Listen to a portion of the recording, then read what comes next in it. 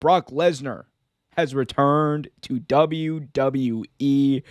Lesnar returned to WWE, capping an immense night of incredible moments at SummerSlam 2021, shortly after Roman Reigns successfully defended the Universal Championship against John Cena in the main event of SummerSlam at Allegiant Stadium.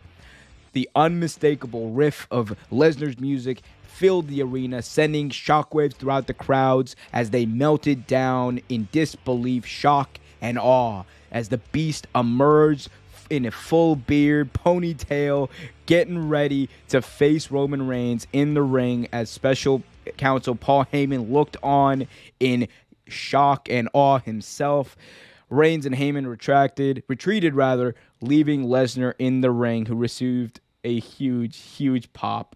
Big old onion face, like onion-headed Brock Lesnar returned. They're amazing memes. Yeah. I'm just going to ask you, Lesnar has not been seen since WrestleMania 36 last year when he lost the title to Drew McIntyre. There were questions about his contract. I don't think those questions exist anymore. Trevor, what is your reaction to Brock Lesnar's return to WWE and going face-to-face with Roman Reigns? What do you think? I think it's good for WWE. I think it's good for ratings. I'm not the biggest Brock Lesnar fan. I've never been. But I think it's great for ratings. And it'd be interesting to see how they meld this storyline together, because like I'm sure it's gonna have something to do with Paul Heyman. Sure, it's gonna have something to do with all that. So I'm just curious what they do with it. I think it's gonna be a lot of fun to watch.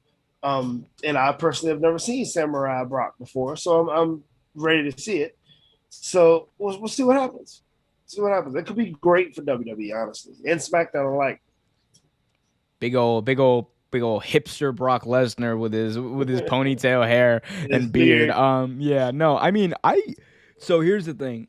I think bringing back Brock Lesnar, the reason was the WWE they had the return of Brock Lesnar and Becky Lynch to kind of counteract the CM Punk news, which okay, I get. You're gonna do what you gotta do, right? But I think it's good because it immediately means that people are coming after Roman, and it keeps Roman Reigns' whole aura, his whole story interesting, because we could easily get lost and things could easily get lost in the shuffle and he's facing who, like fucking Cesaro again or Ricochet next month that's, I'm sorry, I love Cesaro and Ricochet, but given how they're booked, they're not going to beat him for the title. But Brock changes it all, because we know the history between Brock and Roman. Roman has not beaten Brock in a one-on-one match. We know the history between Paul Heyman and Brock Lesnar, and now you add that element of Paul Heyman being the special counsel to Roman Reigns, and it creates a weird triangle of just something that could be a lot of fun. I think the story between these three could go somewhere. It could. And I talked about it. Some people thought like, oh man, they're gonna put the belt on Brock Lesnar again. And look, here's the reason why. I know you personally probably have some reservations about Lesnar winning the belt again, but here's the reason why. For the longest time, Brock Lesnar has been the one thing that Roman Reigns has not conquered. Even now as a tribal chief, the one thing that's still on the docket for him is beating Brock Lesnar and beating him at WrestleMania. Because WrestleMania 30, what was it? WrestleMania 36, I believe it was. No, not 36. It was WrestleMania 34, main event, Lesnar beat Roman. Roman couldn't beat Lesnar at Mania 31. It's been the thing that he's not, the monkey that he's not been able to get off his back.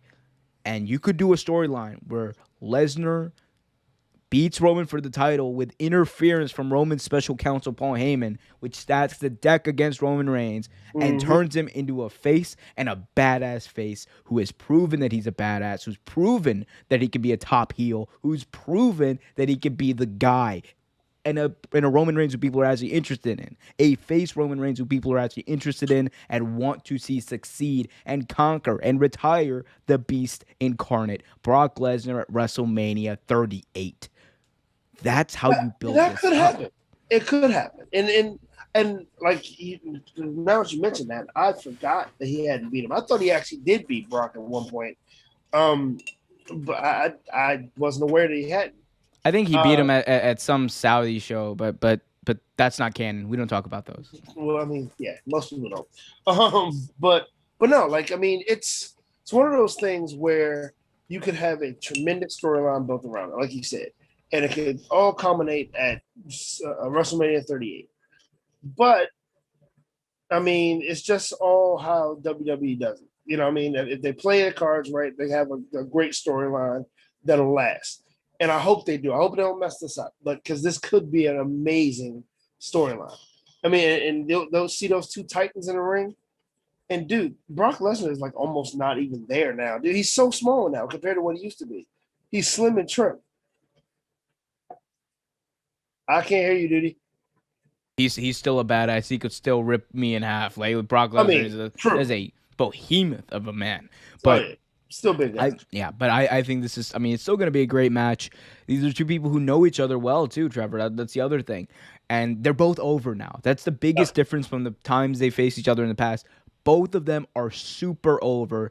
Both of them have had dominant reigns where they have been the guy, and I think that Roman Reigns, if they do it right, this can be your moment where Roman Reigns becomes your mega babyface guy who is unbeatable, and you can do it with Brock Lesnar, and you can do it, and it'll work, and people will actually cheer him, unlike they did for like the past like 6 times you tried this exact same thing and it didn't work.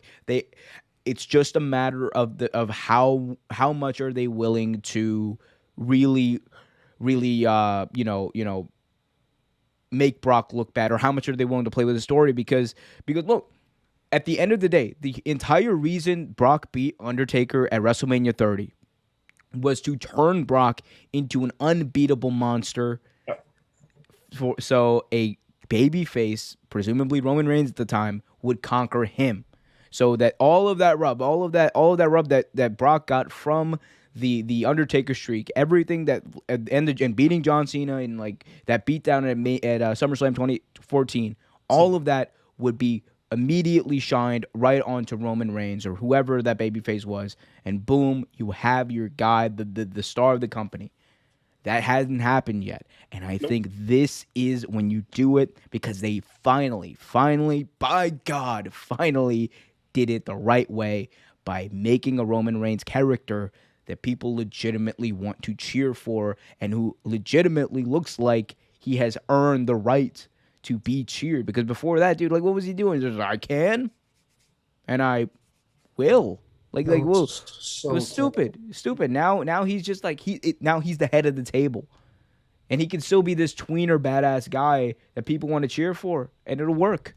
Yes, thank you. Yeah, Finally, by God, finally. It definitely will. It's gonna be interesting to watch. Thanks for watching this video from Real Take Sports Talk. Remember to like, share, subscribe, hit that notification bell so you get notified whenever a new video is released. Also, remember to check out our live show every single Thursday at 8 p.m. right here on the YouTube channel. And remember, keep it real.